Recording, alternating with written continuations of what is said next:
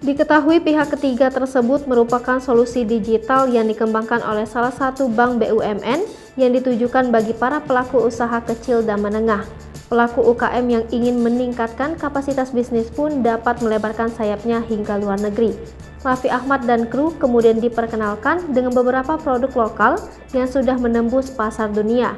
Bahkan ada produk kecantikan hingga songket Palembang yang telah mengekspor produknya hingga ke beberapa negara. Tentu produk-produk yang lolos kurasi merupakan produk yang sudah BPOM. Selain itu, pemilik usaha diwajibkan mempunyai rekening bank terkait.